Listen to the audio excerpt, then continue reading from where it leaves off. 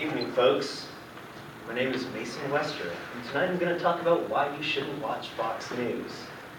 Between insider accusations of bias, independent studies of bias, and internal communications from Fox News employees, there's more than enough evidence to support or to suggest that you shouldn't watch Fox News. Now, we're all guilty of a little bias, because let's face it, it's very difficult to be completely 100% objective all of the time. And it's okay to recognize that.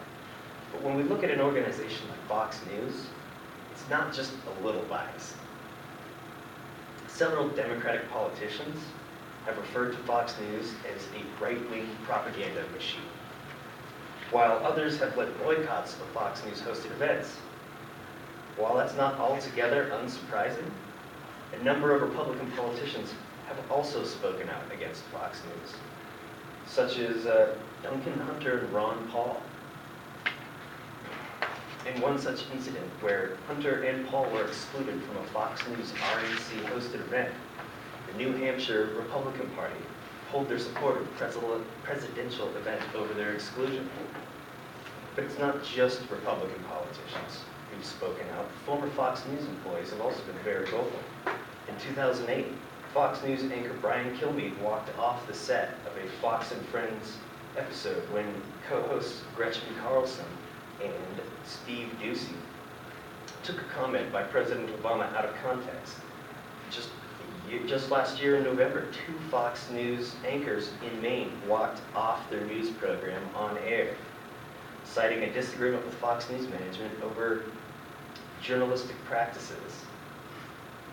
Former Fox News reporter David Schuster said that Fox News was incredibly supportive of his aggressive criticism of Bill Clinton in the late 1990s.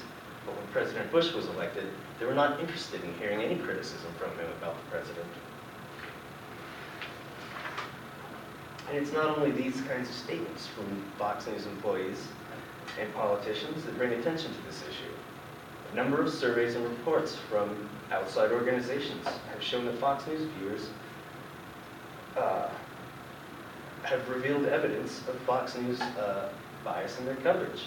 In 2006, a Project for Excellence in Journalism survey of 547 journalists revealed that Fox News was commonly cited as taking an ideological position during its news coverage, frequently seen as promoting conservative views on the issues. In 2005, another PEJ content analysis of cable TV news found that Fox journalists were measurably more opinionated on one side than other networks on the air. A program on international policy attitudes published in 2003 found that Fox News viewers held 3 misconceptions on the 2003 Iraq War.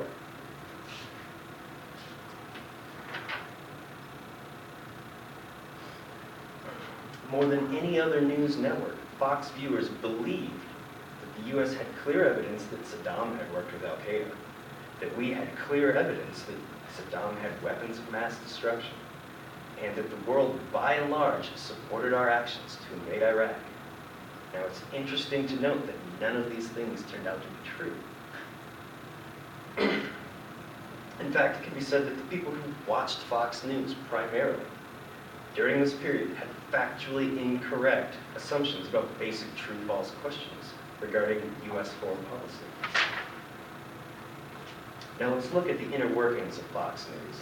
In 2004, a series of internal Fox memos penned by Vice President of News John Moody revealed specific instructions to use positive language to refer to the Iraq War, the U.S. Armed Forces, and tax cuts.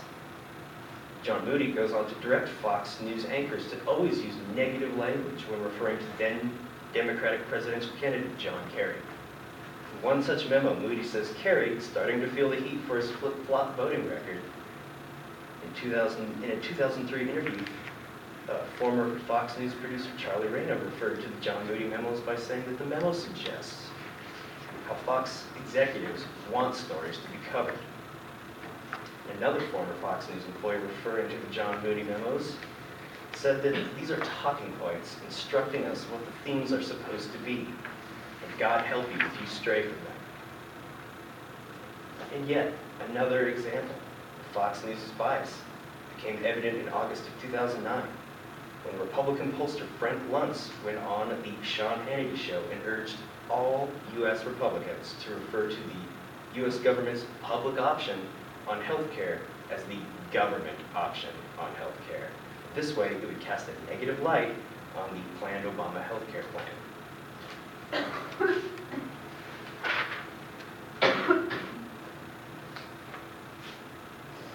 Now, 2 months later, in October of 2009, an email from Fox News managing editor Bill Salmon issued to all Fox News employees, instructing them to always refer to the government option or government-run health insurance when speaking about key portions of the Obama health care bill. And what he's advocating is that they push a Republican talking point off as news. So basically, they're essentially campaigning for the Republican Party. And I've covered a lot of ground here about these various issues of bias. And, Fox News anchors walking off the show and people speaking out. But I've also got some more interesting live on-air shots. As you can see there, that's a pie chart showing 193% of people that were polled. And a story about education. They spelled education wrong. And finally, that is not where Egypt is on the map. This is a screenshot from a 2009 broadcast. So you would think that if we invaded a country twice, we could find it on a map. But apparently not.